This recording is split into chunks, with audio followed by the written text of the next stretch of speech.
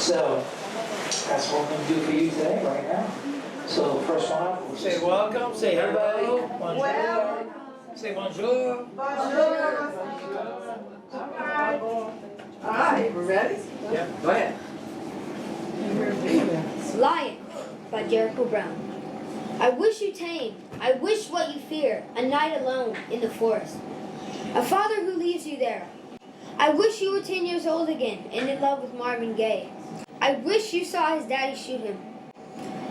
I wish you asthma, an attack in the field. A lump in your chest, a doctor who won't touch it. Afraid of dying, see the circus and be content. Animals crawling like infants for men who made them. I wish you would sniff a man. I wish his wit sharper than fangs. I wish you could know how biteless I feel.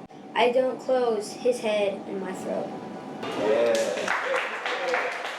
Very good. And what's your name? Henry. Hey, Henry, give me a hug. Thank you so much. This is fun. Okay.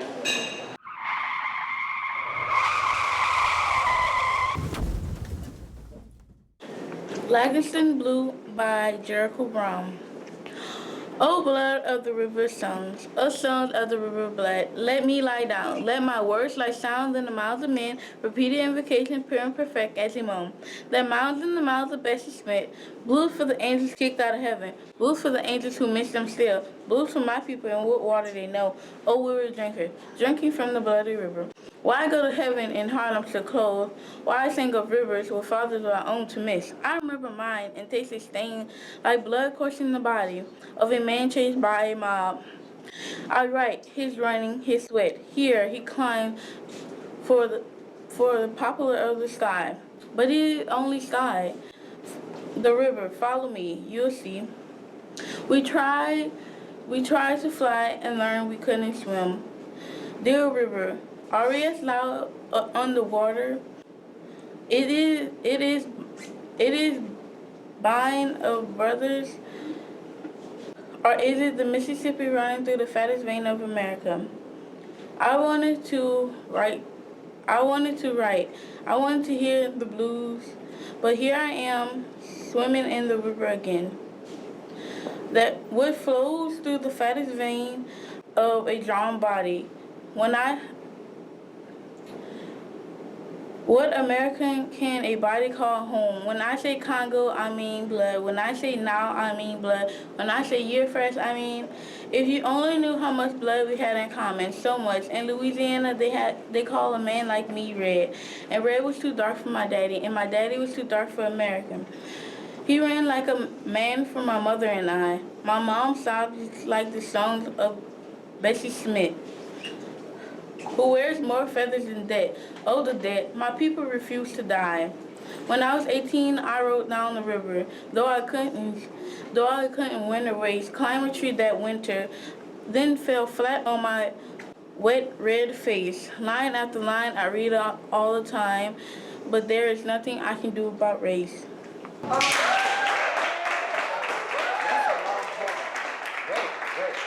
Tell me your name.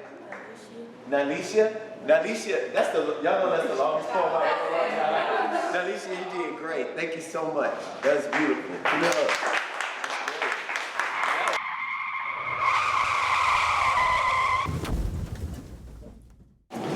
Anna by Jericho Brown. They said to say goodnight and not goodbye.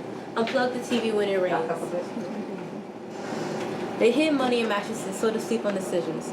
Some of their children were not their children. Some of their parents had no birthdays. They could sweat a cold out of you. They wake up without one telling them to. And I don't care how ugly one of them arrived. That one got married to somebody fine. They wiped their kitchens clean and fed their families with change. Then another century came. People like me forgot their names. That's good. Hey, tell me your name. Shannon Johnson. Hey, that was beautiful. Thank you. This is really good. Okay.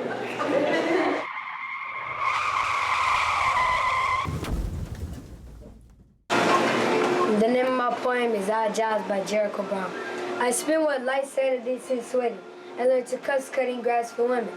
Kind enough to see they couldn't tell the damn difference between their mowed lawns and their vacuum cars. Just before I handed away a $5 bill, rolled tighter in the joint and asked me in exchange for light bill. I called those women old because they wouldn't move out of the chair without my help or without their hand at the base of their bed.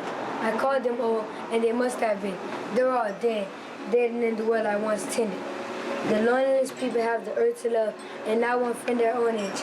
Only mothers to baby them, and big sisters to watch them around.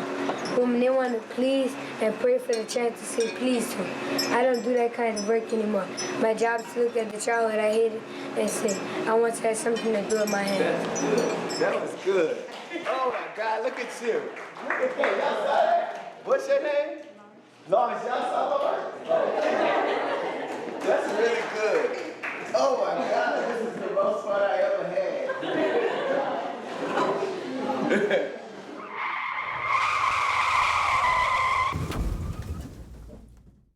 My poem is entitled A Prayer for the Backhanded by Jericho Brown. Not the palm, not the pear tree switch, not the broomstick, or the closet extension cord, not his braided belt, but God, bless the back of my daddy's hand, was holding nothing tightly against me, and not wrapped in leather, eliminated the air between itself and my cheek. Make full this dimpled cheek, unworthy of its unfisted print, and forgive my forgetting the love of a hand, hungry for reflex, a hand that took no thought in its target, like hell from a blind sky, involuntary, fast, but brutal in its bruising. Father, I bear the bridge of what might have been a broken nose. I lift up to you what was a busted lip. Bless the son who believes his best beatings lack intention, the mark of the beast. Bring back to life the son who glories in the sin of immediacy, calling it love. God save the man whose arm, like an angel's invisible wing, may fly back in fury, whether or not his son stands near. Help me hold in place my blazing jaw as I think to say, excuse me. Excuse me. Take it off. That's good.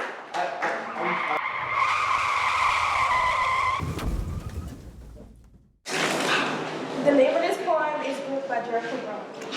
If it had become a competition in which we, like children, desperate for blue ribbon, pulled not a hill, looked into a certain of calluses. If our contest awarded the strongest, the boy who could best inflict pain yet not flinch when injured, then you won. For I must imagine a brown in your back to reach my feet, a sharp cut of breath, a tug of war, with the heaviest child grunting at the end of the rope until jerky drag over the line. The fat kid found this one up. The way I splash your lick his name and shivers about me. Watch him ride. If he tastes his mud as bitter as the cold blood, then I will. And you love me. Yes, you do. And you love me. And you love me. And you love me. Thank you, baby.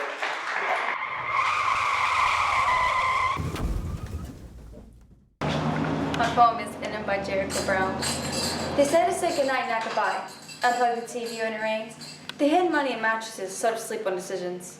Some of their children were not their children. Some of their parents had no birth dates. They could sweat a cold out of you, and they'd wait without an alarm telling them to. And even the strong ones reach certain shelves, and even skinny cooked animals too quick to get caught.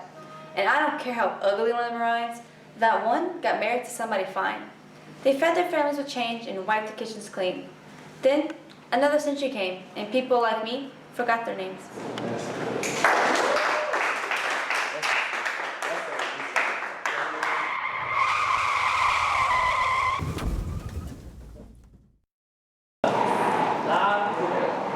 I just walk, forget about curfew, about the dangers of the city night.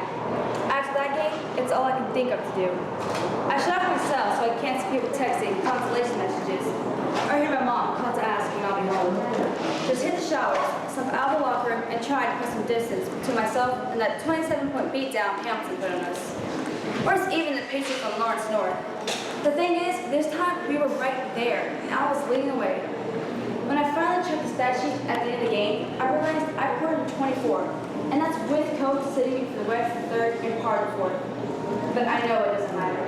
I could have scored 50 and it wouldn't have mattered. It's like we were in a race with those guys, and they were just toying with us. They wanted to finish line was inside, they mashed the gas and left us for dead. Or, as Coach Bolton put to me afterward, you were so damn busy talking trash over shots you made in the second quarter, you forgot there's 4 quarters in the game. I headed on Meridian toward downtown, with the school and my neighborhood behind me.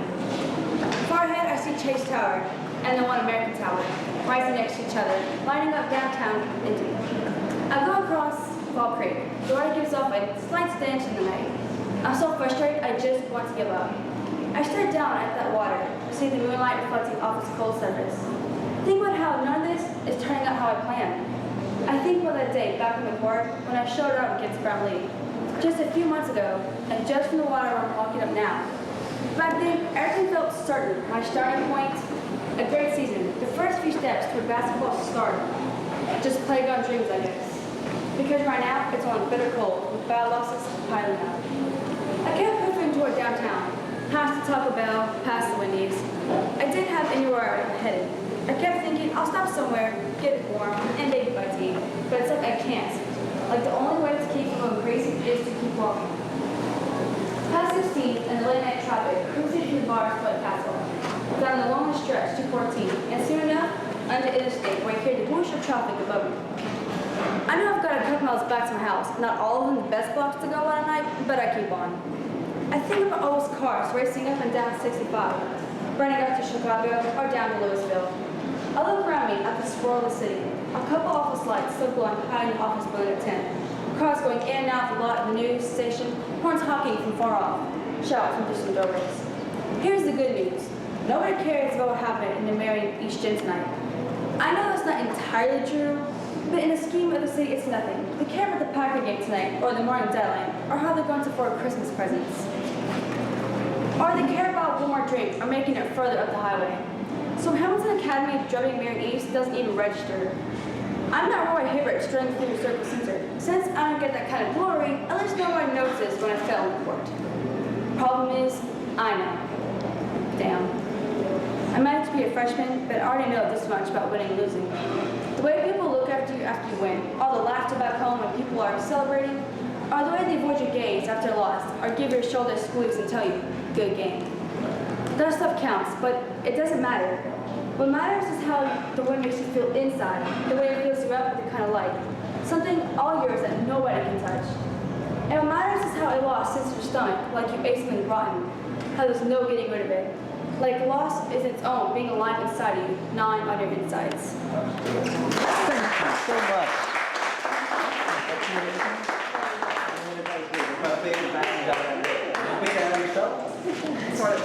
That's great. Thank you so much.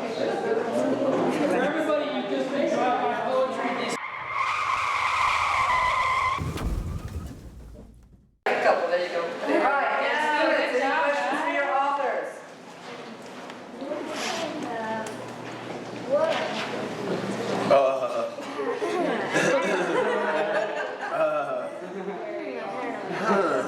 You got a question? What's your question? What inspired you to write Odd Jobs? What inspired me to write that poem, Odd Job?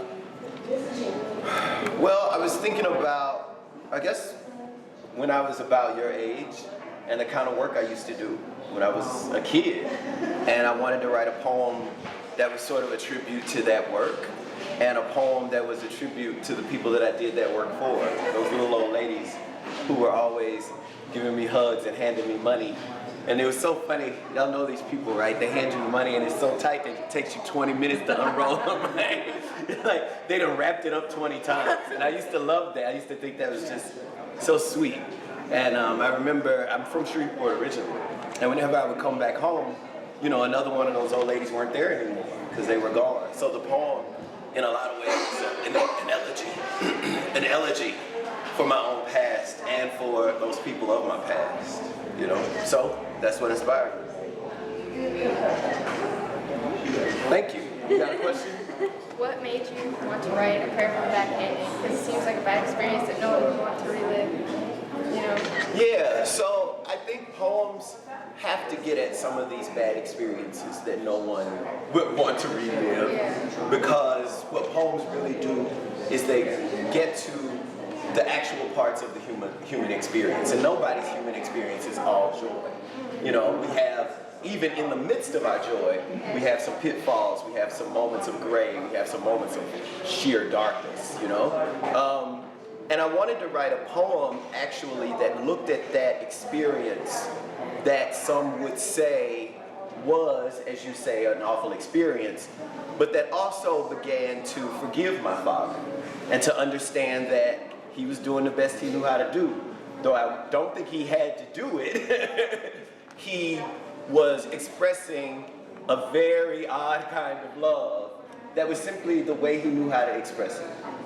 It was a very great poem. I really enjoyed learning it. Thank you. Performing Thank it. you. I loved watching you. I could tell you enjoyed it because you gave it all the hands and everything. I was like, oh my God, I'm a little scared she might hit me. That was good. It was really good. You can give kudos to their teacher. Thank you. She's the one who Thank took you. him to a place. I took him to We another can't do it place. without your author, so Thank you. thank y'all. Thank you. And James and I took him to another place. But these kids are just amazing. They're phenomenal. Yeah. Phenomenal. Seventh graders, raise your hands. Seventh graders. I've been writing since, well, I was writing when I was your age, but I probably didn't really start calling myself a poet until about 17 years ago. So it's been a while now, yes. But even when I was much younger than that, I was a kid who loved poems. Like y'all love poems, right? Y'all love poems, right? Y'all love poems? Yes. And when I was a kid who loved poems, I would try to recopy the poems that I was reading. And I would hand them to my mom. I was a plagiarist. I would hand them to my mom and say, look what I wrote. And she'd be like, oh, baby, you know? And I was like, I didn't really write that, but, you know, it made her happy. So, yeah. Seventh graders, raise your hands. Seventh graders, that's 12 years Seventh graders. old. Seventh graders. All right, I don't think I have any eighth graders, ninth graders. Ninth graders, Freshman. y'all 15 because it's spring. All right, sophomore Sophomore, that's and 16. senior. Seniors, all right, seniors. And senior here. Senior here, that's what's up. Y'all graduated in May? And the student that All did right. yours was a seventh grader. Oh, great. Yes, it was a seventh grader. Oh, not a picture of him. Okay. When we did it at the supermarket and Oh. Raising Cane's. All right. Yes. One of my was supposed to come today. Yeah. Yeah. No, that's fine. So let's give it up for Lion is one of our Miranda. poems in my first book. I have a poem called Tin Man, I have a poem called Scarecrow, and I have a poem called Lion. And I wanted to see if I could look at the characters from The Wizard of Oz. I mean, when I was a kid, I didn't look anything that was with magic in it. But I wanted to see if I could look at those characters from The Wizard of Oz from new directions other than that cowardly lion that's in, I wanted to look at a circus lion, right? And in Tin Man, I wanted to look at what it was like to be a woodcutter in the forest, right? Or in Scarecrow, the Scarecrow thing is really long. And it has like many parts to it. So I wanted to look at every part of the way you can see a Scarecrow. So that's what led to writing. I started writing around the same time. I always somehow attached to sports. Games, always been. Thank you so much for asking. I grew up around it. Yes. And so, right after I think I came back.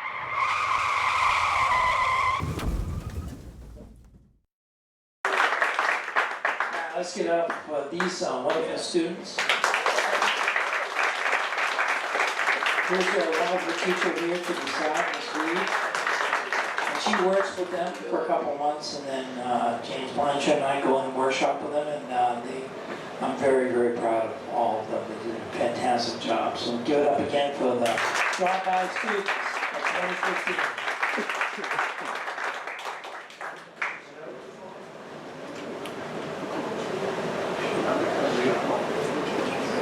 Can I read a poem the next day? I'll read a poem. Thank y'all so much. I wrote those poems, y'all. So, no, it's really nice. It's really nice. I feel like this is the first time I ever wondered how many times Maya Angelou had to sit around listening to people say phenomenal woman, you know? So this is my first time ever having anything like that happen for me. So it's really wonderful. Thank you so much. Thank you all so much. That's really beautiful. I think it's really good to have poems memorized and poems that you can carry with you throughout your life, just in your heart. To have poems that you can bring up at any given time, at any given moment. Poems are so useful to me in that way because they capture so much of life's experience. I mentioned last night that poems are not like Hallmark cards. They look at all that is dark and all that is light at the same time. They're not only interested in the light. A poem like this one by Langston Hughes. This is probably my favorite Langston Hughes poem. It's really short, so you gotta catch it. It's only 3 lines. Y'all ready? Suicide's note.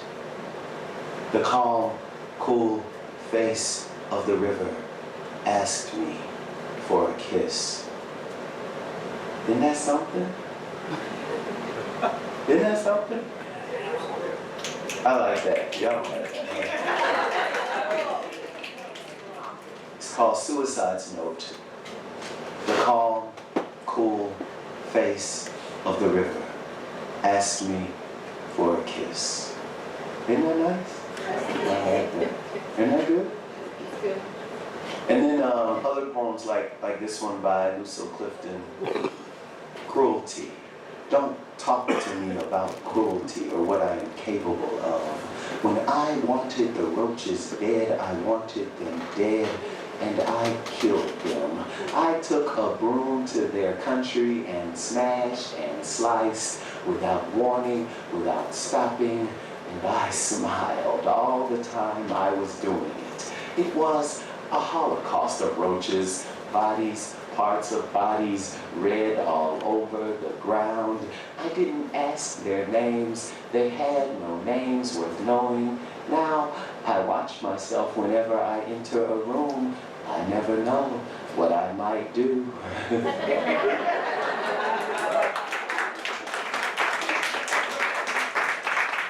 So that's what poems do. They're looking at all of the insides of us. I'll read one of my poems. Again, you are not as tired of the poem as I am of the memory. A returning toothache on either side of the mouth, an ingrown hair beneath the chin, simple itch, bruising, scratch. And again I am bundled in Cousin Kenny's clothes from last school year, my hand held by my mother's. We walk as if the house behind us isn't warm enough for my feet. In the dark, we make a few blocks around the one-story neighborhood that I love, though nothing I've written tells you this. I want to cut it out of me because turns out it never mattered. Right now, my mother's asleep on my father's chest. His arm has landed in the same place around her most of 30 years. Give a man a minute. She's asleep, and I'm typing it all over again. Everywhere, a man is shifting a bit to make his woman more comfortable in his arms. I should have told you this lines ago.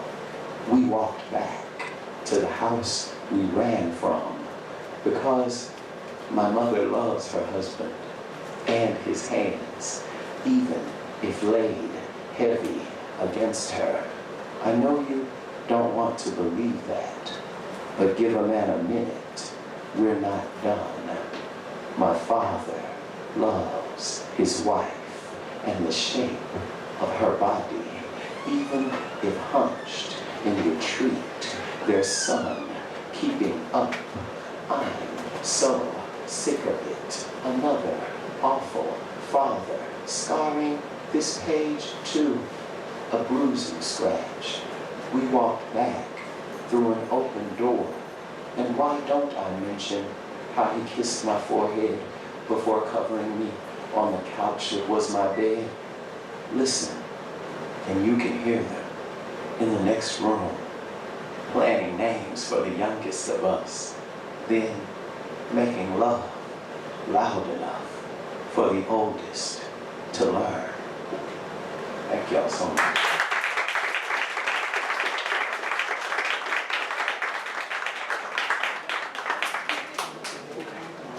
You are awesome and very tall.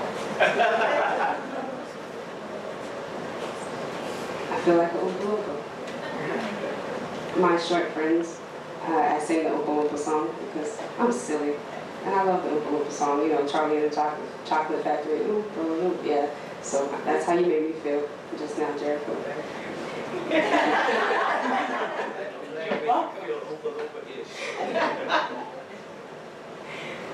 Anyway, I was about to say what you said I should introduce you as, Jericho Brown, the black man with the beautiful hair. Yeah. I don't need to say anything else. Just I wish I could do that. Anyway, guys, can you guys do me a special favor? Can you give a special person a round of applause? She just walked in a few minutes ago, and she looks just like me, and she's sitting over there. This is my mother.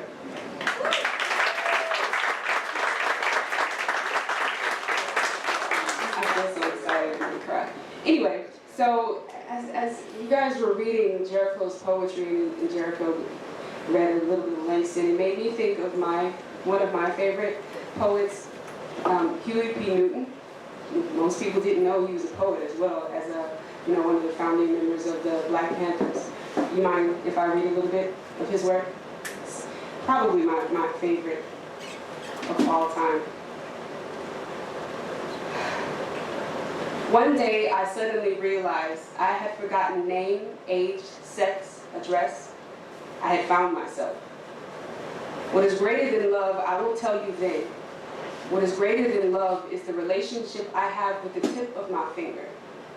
Want me to break it down? I can break it down. It's a simple concept. If I define myself as my thumb, I deny myself my fingers. If I define myself as my fingers, I deny myself my hand. If I define myself as my hand, I deny myself my arm. If I define myself as my arm, I deny myself my body. If I define myself as my body, I deny myself my universe. I diminish myself. I do not know enough about myself because you do not know enough about yourself. Would you help me know? I met someone and he was a part of myself that I did not appreciate. It is not that our ego is